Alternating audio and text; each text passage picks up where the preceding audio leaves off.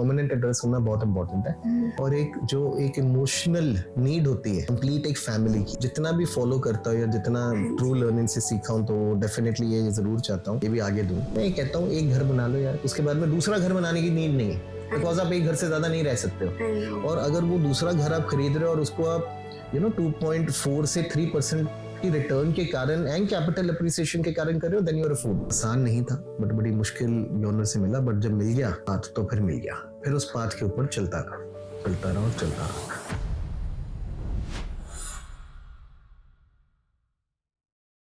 Hi sir, कैसे हो? Very good, आप वेरी बताओ। गुड, मैं भी बढ़िया।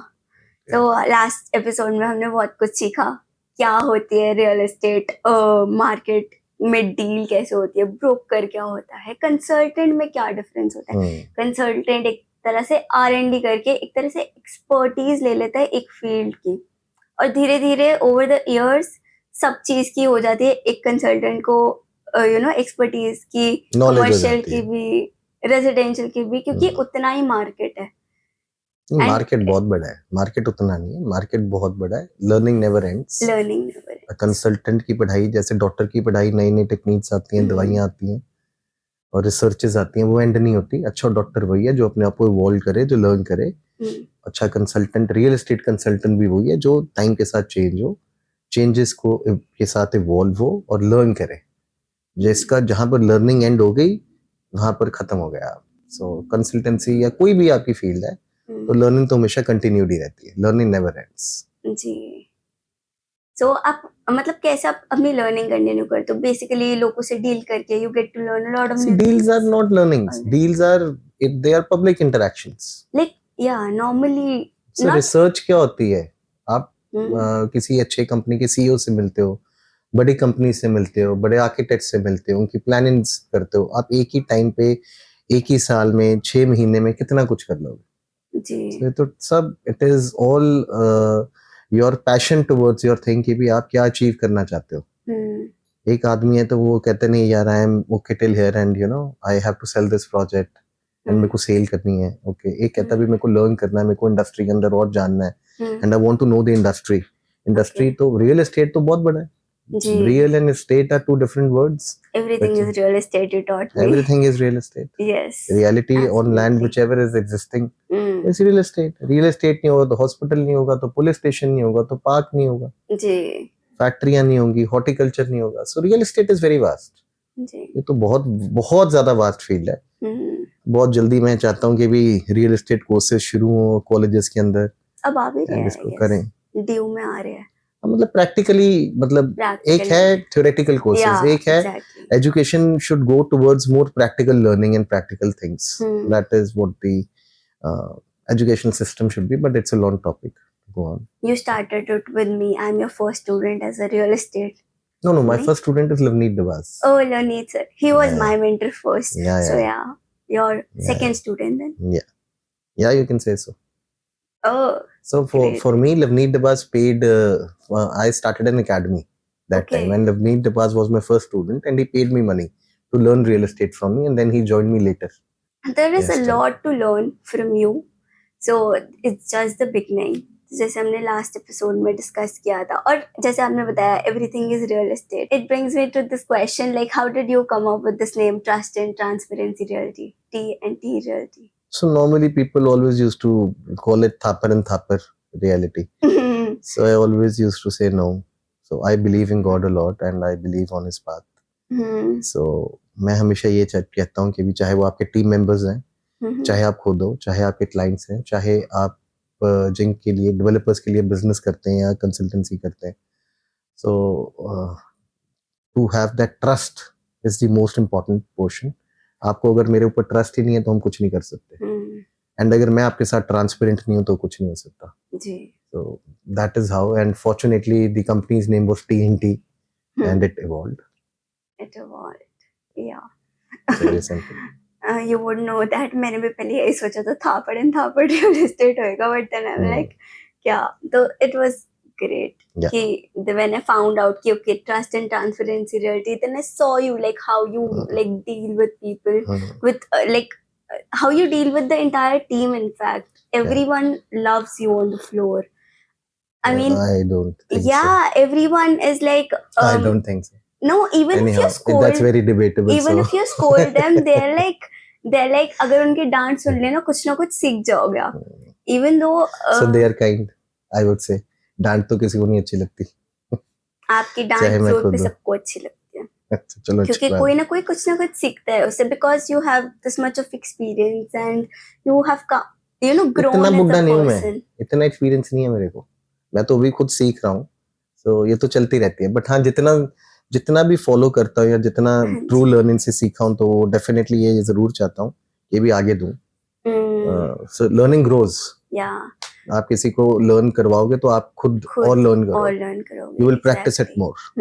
So that's the whole point.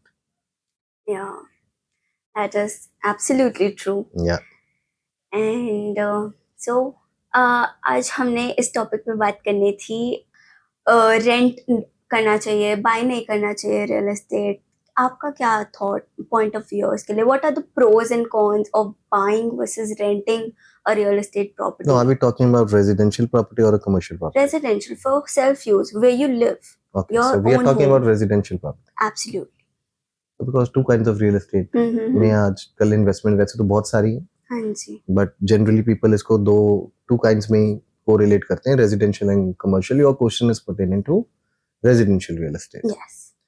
C residential real estate में rent very good option, why not. So why do people, और वो सब लोग क्यों कहते हैं, जितने भी मार्केट में लोग बोलते हैं या जो इन्वेस्टमेंट्स गाइड करते हैं, व्हाई डू दे से सो?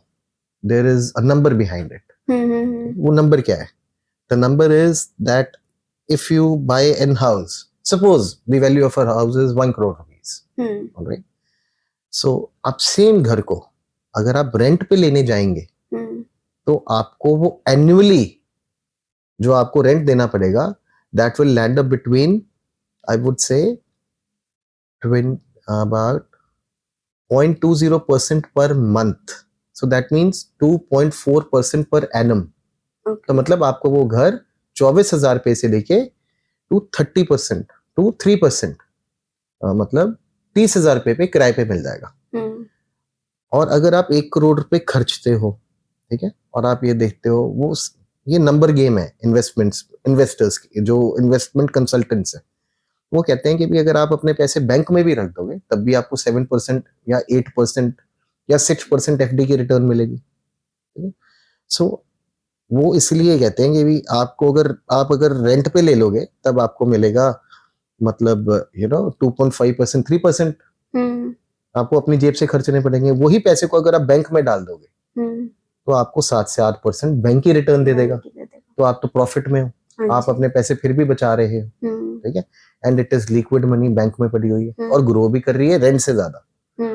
दूसरा है, आप इसको म्यूचुअल फंड में डाल दो तो वहां पर रिटर्न, मतलब आज की डेट में तो लास्ट 3 years बोलते हैं कि it is from 16% to 48%, and average return is around 24-26%, which is immaculate, which is very very good. तो वो इसलिए गाइड करते हैं. मगर हर बंदे का ये पर्सपेक्टिव नहीं होता रिटर्न का. सी बंदा परमानेंट एड्रेस चाहता होता है, ठीक है. बंदे के मतलब पहले राशन कार्ड बनते थे, अब आधार कार्ड बनते हैं, बैंक अकाउंट डिटेल्स बनती हैं, ठीक है, वो चेंज होती हैं अगर हम रेंट पे घर लेते हैं, मगर एक परमानेंट एड्रेस होना बहुत इंपॉर्टेंट है. और एक इमोशनल नीड होती है कंप्लीट एक फैमिली की, चाहे वो आपके बच्चे हैं, चाहे आप खुद हो, चाहे वो आपकी वाइफ है, चाहे आपके पेरेंट्स हैं. So everyone wants, we have been brought into this Indian culture, और हमारे लिए या कहीं पर किसी भी कल्चर में अपना घर होना बहुत प्राइड की बात है, ठीक है. तो हर चीज को हम फाइनेंसेस के साथ लिंक नहीं कर सकते, ठीक है. एट द सेम टाइम जो हम चीज भूल जाते हैं कि भी अगर हम रेंट दे रहे हैं तो वो हमारा रेंट है, वो 3% निकल गया जिससे मैं ओन अप नहीं कर रहा हूँ, ठीक है. मैं उसको बैंक की ईएमआई बना के ओन अप भी कर सकता हूँ, और वो जो मैं 2.5 से 3% खर्च रहा हूँ और बैंक की मैं इंस्टॉलमेंट होम लोन की 8-9% की देके, ठीक है ना, 5% पैसा और खर्च के मैं ओन अप कर सकता हूँ. तो जो 3% पैसा मैं खर्च रहा हूँ which is not coming back to me, और मैं ईएमआई अपनी थोड़ी सी बढ़ा लूं, I can own that house. Second is के times never remain same, life कभी एक जैसी नहीं रहती, ठीक है. अगर आप घर खरीदते हो तो नॉर्मली हम यही देखते हैं कि भाई घर हमेशा, जिसने आज घर 10 साल पहले खरीदा था गुड़गांव में या कहीं पर भी, सपोज उसने 1 करोड़ का खरीदा, तो 10 साल के बाद वो घर 2 करोड़ का तो हो ही गया। तो वो एक अप्रिसिएशन ऐसी चीज है जो कि मैं आपको बहुत मिनिमल वैल्यू बता रहा हूँ, 1 करोड़ से 2 करोड़, वैसे तो कई वैल्यू से राइज हो गए हैं घर, मगर एक ये है कि ये भी तो डबल हो गया जी। तो इसको कोई नहीं देखता। तो बुरे टाइम में आपने एक एसेट क्रिएट कर लिया। Rent is not an asset creation, it will ultimately a liability. It is an expense only. वो It तो is a चाहिए, liability. liability only. Expense is an expense, कि liability. भी आपने खत्म हो देना रहा है है, वो पैसा। वो खत्म हो रहा है, तो आप एसेट क्रिएशन नहीं कर रहे हो। तो घर खरीद के आप एसेट क्रिएशन कर रहे हो। हाँ जी। ठीक है, आप थोड़ी सी ईएमआई फालतू, अगर आपका रेंटल 50,000 रुपए का है तो आप 75, 80, 85,000 रुपीज ईएमआई खर्च के सेम अपना घर बना सकते हो। हाँ जी। तो 50,000 तो दे रहे हो, आपको 35,000 रुपीज और मैनेज करने, हाँ जी। तो आप अपना घर बना सकते हो। ठीक है, आपका एसेट क्रिएट हो गया, वो वैल्यू राइज करेगी। जो हमेशा टाइम एक जैसा नहीं रहता, बुरा टाइम आता है, आप उस एसेट को लिक्विडेट कर सकते हो।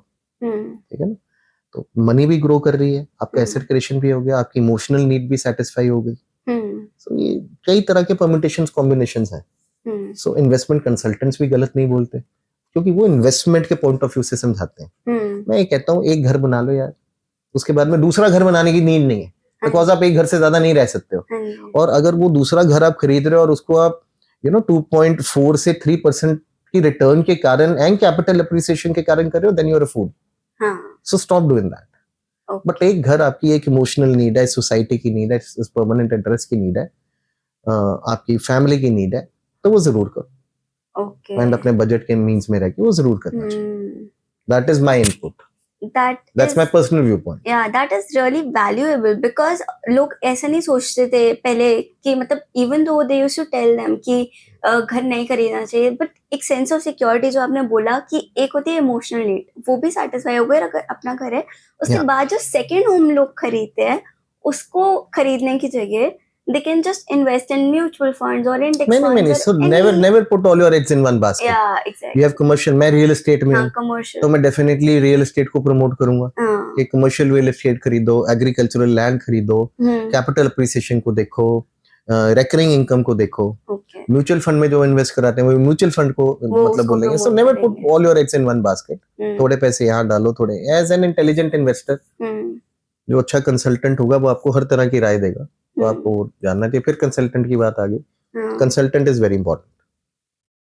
तो आप अगर आपके पास एक क्लाइंट आया और आप उसको उसके वैल्यू जहाँ उसके पैसे सबसे ज्यादा बढ़ेगा, आप उसको वो भगवान नहीं है, कंसल्टेंट भगवान नहीं होता जो ये बता पाए कि भी उसका पैसा सबसे ज्यादा यहाँ बढ़ेगा। We are all market dependent people. हम अपनी समझ बूझ से काम कर सकते हैं, अपने एक्सपीरियंस से काम कर सकते हैं। अगर कोई ये बोल दे कि मैं भगवान हूँ और मैं बोल दूंगा आप अपने पैसे यहाँ इन्वेस्ट कर दो और आपके पैसे सबसे ज्यादा हो जाएंगे, तो मैं गलत होगा। So that be a wrong statement to make. So वो मैं उस चीज की सेलिंग पॉइंट से या अपनी ऐसी कंसल्टेंसी एडवाइस से मैं दूर रहता हूँ। मैं उसके प्रोज एंड कॉन्स दोनों बताता हूँ कि this is the worst case scenario, this is the best case scenario, and this is the ideal scenario. You have to choose. We have to tell you our viewpoints of the same. The very same. Yeah, makes sense. Yeah. आपको इतना passion कैसे आया real estate के बारे में जानना, उसमें grow करना? ठीक है, उसमें पैसा बहुत है, like you said, but still एक वो होता है ना कि नहीं, मेरे को सीखना है, ग्रो करना है, क्योंकि पैसे एक चीज होती है पर इंटरेस्ट एक अलग चीज होती है कि ठीक है इतना काम कर सकते हैं। मेरे को नहीं मालूम था कि मैं कभी भी रियल एस्टेट में आऊंगा। I am an engineer by qualification. I belong from an industrial family. So real estate तो दूर दूर तक नहीं था, भाई कभी सोचा भी नहीं था। एंड जब शुरू हुआ तो एज अ ब्रोकर समझ आया, तो बड़ा अजीब लगता था। छोटे शहर का रहने वाला हूँ, तो वहाँ पे ब्रोकर की डेफिनेशन बहुत अलग होती है, लोग उसको बहुत अलग तरीके से देखते हैं, क्योंकि वो तो सिर्फ ये बोलते हैं बाबूजी ये प्रॉपर्टी खरीद लो। You know everyone sees broker from a different eye कि भी ये बस आ गया प्रॉपर्टी बेचने आ गया। So never thought I would say I am blessed that I have met some really extremely nice real estate gurus in my life. My first one being Mr. Aman Kapoor, as I told you the last time. So I met Mr. Aman Kapoor. So he taught me real estate, specifically commercial real estate. तो फिर उसके बाद में मैं काफ़ी मतलब अच्छे promoters से मिस्टर वीरेंद्र भाटिया से इवॉल्व हुआ अगेन कमर्शियल रियल एस्टेट से। सो उनसे तो मैंने मतलब इतना कुछ सीखा है, how to manage your company, what is real estate, number game क्या होती है, एक्सेल शीट कैसे बनानी है, होता क्या है, what is the science behind operations of commercial real estate property. उनसे बहुत बहुत बहुत ज़्यादा लर्निंग्स करी, बल्कि जॉब करी उनकी, वहाँ पे प्रेसिडेंट सेल्स था मैं। Oh, एंड फिर उसके बाद आई वुड से very nice and a very gentle guy from whom I got a lot of insight about commercial and residential was Mr. Tarun. He's still there. So Tarun sir, matlab, now he's heading Tata North India. okay. So Tarun sir was like an extremely instrumental thing.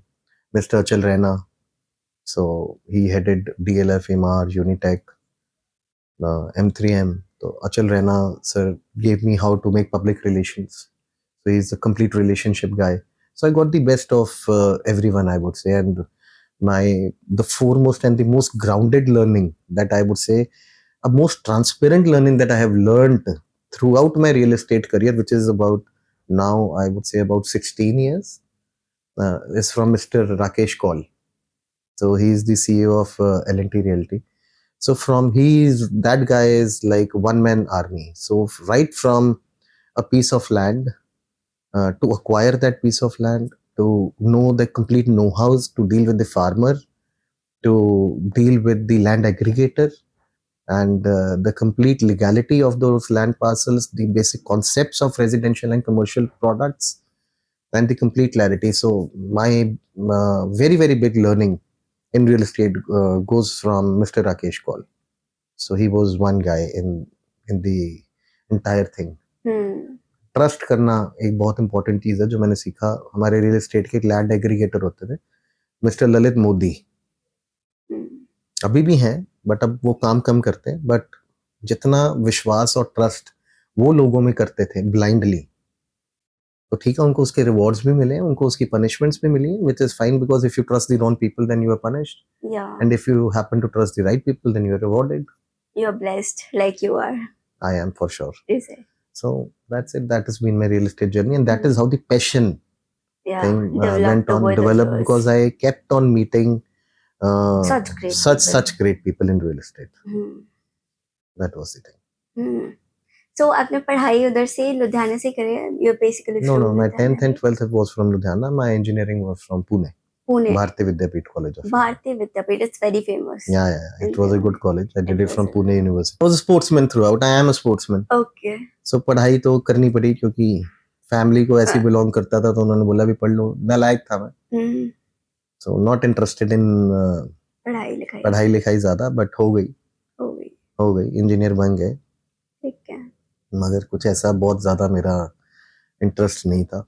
मैं शुरू से, हाँ, क्योंकि sportsman था, so always had a never die spirit. तो बहुत बार life में, फैमिली बिजनेस में, फिर अपने बिजनेस में उतार चढ़ाव देखे, बहुत बार गिरे थे, बहुत बार खड़े हुए, बट वो स्पोर्ट्स नेचर से आई। मैं तो ये कहता हूँ वो टीम वर्क से आया, बिकॉज स्पोर्ट्स में हमें सिखाया जाता है टीम इज एवरीथिंग, एंड अगर हम एक बार जाके एक मैच में परफॉर्म नहीं करते थे, तो कोच आके ये बोलता था, it was not your day, कल सुबह ग्राउंड में 4 बजे फिर दोबारा। तो लगे ही रहना, कंसिस्टेंसी, पेशेंस, परसिवरेंस, ये मैं कहता हूँ स्पोर्ट्स से आया, and that is the key. तो इंजीनियरिंग डिग्री खत्म हुई, उसके बाद you got back to your home town, join family business. Not family business, I was always a different kind of a family member in my family. So मैंने कभी family business नहीं join करा, मैंने अपना ही एक गारमेंट एक्सपोर्ट शुरू करा। Okay. तो मेरे फैक्ट्रीज थी, फिर वो फैक्ट्री लॉसेस में चले गई, फिर वो बंद हो गई। ओके। फिर मैंने जॉब करी इंश्योरेंस कंपनी में। सो एक बहुत अलग जर्नी है जो जी, शादी भी हो गई थी, बेटी भी पैदा हो गई थी। So that is a completely different journey that I lived. Okay. So 15,000 rupees की फर्स्ट जॉब थी इंश्योरेंस कंपनी में जो मैंने करी। ओके। एक टाइम पे, to be very true, 2 jobs भी करी। अच्छा, वहां मेरे को नहीं मिली कोई लर्निंग इंश्योरेंस इंडस्ट्री में, क्रैक द सेल उसमें है ही नहीं कुछ, उसमें तो जिसको चाहिए वो तो ले गई। See insurance is actually need based. Need based. Insurance है कि भी मैंने अपने आप की लाइफ इंश्योरेंस करनी है. So we all sell life insurance और general insurance. So life insurance ना एक बड़ा लाइफ इंश्योरेंस प्रोडक्ट है. हमारे यहाँ पर वो प्रोडक्ट फाइनेंशियल प्रोडक्ट बना दिया गया. म्यूचुअल फंड में भी इन्वेस्ट करेंगे, आपको इतना पैसा लगा दो, रिटर्न भी मिलेगी. सो दो प्रोडक्ट्स को कंबाइन कर दिया, जैसे आजकल रियल एस्टेट में हो रहा है. अश्योर्ड रिटर्न प्रोडक्ट्स चल रहे हैं रियल एस्टेट में. सो रियल एस्टेट इज डिफरेंट. आप ब्याज पे पैसा नहीं दे रहे हो. आज मतलब लोग ना इस ट्रैप में, क्योंकि मार्केटिंग इतनी स्ट्रांग है, तो होती है कि भी यार अश्योर्ड रिटर्न खरीद लो, जब तक बिल्डिंग बनेगी तब तक 12% मिल जाएगा. अरे भाई, that is real estate. Don't look at 12%. You can get 12% elsewhere also. Just don't invest in real estate because you want to have 12% of your money back to you. You are buying real estate, see that concept of real estate and then buy real estate. Don't get yourself confused. Insurance ने भी यही किया और अब वही चीज practice यहाँ भी फॉलो हो गई. Real estate is real estate. Do it the real estate way. It is the real estate. It is the concept that you are buying. It is like a long term investment. वो करके Forget long term or जाओ. short term. अच्छा. Forget long term or short term. Okay. These are very subjective terms of everything. Anything can be short term. Anything it is market dependent. Market dependent. तो ऐसा कुछ नहीं है, अभी करके भूल जाओ. अच्छा. क्यों भूलना है जी? आपकी हार्ड अर्न मनी है, भूलना क्यों है आपने? कि वो ग्रो होता रहेगा. कोई भी नहीं. क्यों ग्रो होगा? मार्केट गिर गई तो ग्रो क्या होगा? लॉन्ग टर्म में तो हमेशा मार्केट उठती है. ऐसा कुछ नहीं है. 2008 आपने गलत प्रोडक्ट चूज कर लिया. अच्छा. तो वो मार्केट वो आज तक नहीं वो प्रोडक्ट ग्रो करेगा, क्योंकि आपने रियल एस्टेट का प्रोडक्ट ही गलत चूज कर लिया. जब आपकी चॉइस ही प्रोडक्ट की गलत है, वो ग्रोथ कहाँ से होगी? ऐसे नहीं ग्रोथ होती. You have to see the right product. यही तो रिसर्च है. Understanding that is where you come in. Real estate consultant. Product की सही प्रोडक्ट लेना. तो ऐसा नहीं है कि कोई भी लैंड ले लिया कि ग्रो होएगा ही होएगा. ऐसे कैसे हो जाएगा? तो मतलब जैसे कि आपने गारमेंट बिजनेस अब हो गया, फिर उसके बाद में आपने जॉब करी इंश्योरेंस में, उसके बाद से रियल एस्टेट में कैसे एंट्री हुई? Like first job in real estate कैसे आपने क्रैक करी? जॉब नहीं करी मैंने.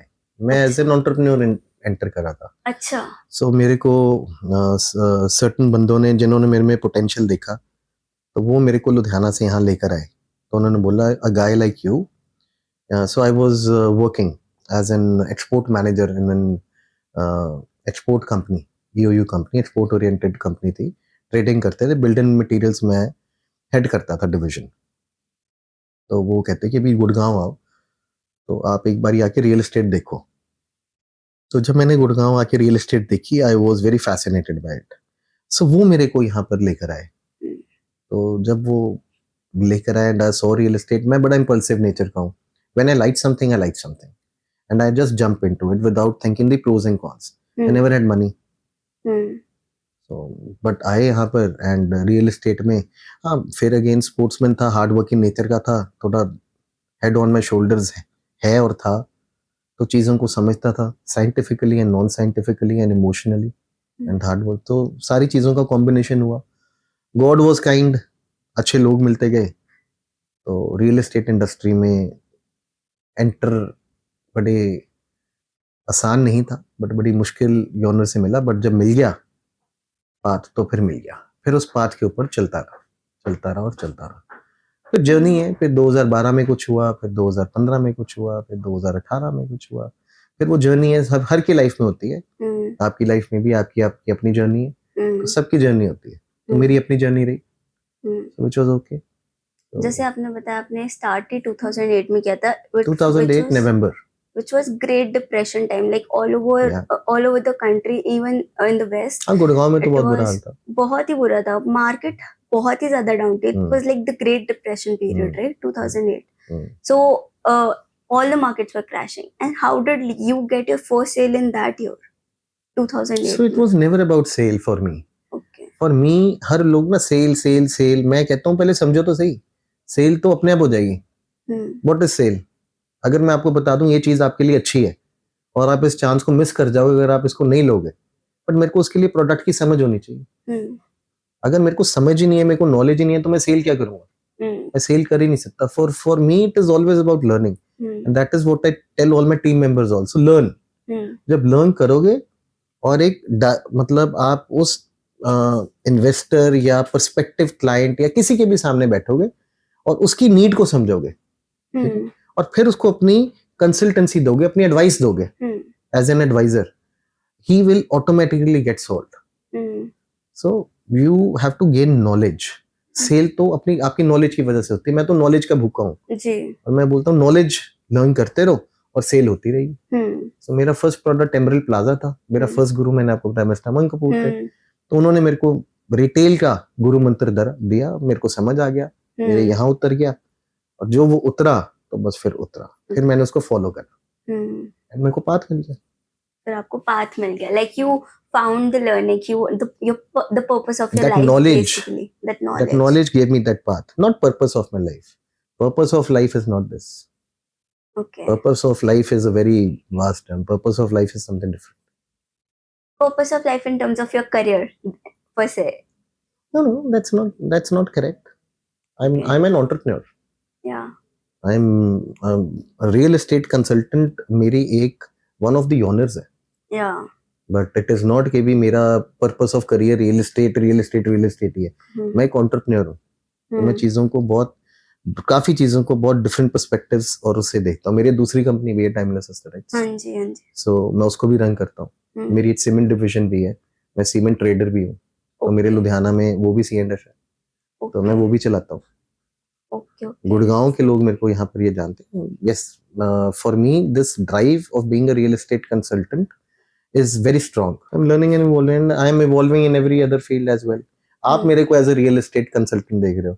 दूसरे लोग मेरे को टाइमलेस एस्थेटिक में बिजनेस डेवलपमेंट के एंगल से देखते हैं. सीमेंट में मेरे को मार्केटिंग और सेल्स के एंगल, C&F एजेंट के एंगल से देखते हैं. Okay. So I am an entrepreneur. You are an entrepreneur. Now you are a podcaster as well. So now we have started this new journey of new venture of podcast. All thanks to you and the entire team. But yes, it's my earnest. We have Nidhi, we have Lakhan, who are like helping us to build this podcast here. Yeah. So thank you, Nidhi. Thank you, Lakhan, for being here. Thank you so much, Ashish. Thank you. Let's connect in the next episode. Yeah. Right? Looking forward to the next episode. Bye-bye. Have a nice day ahead, sir.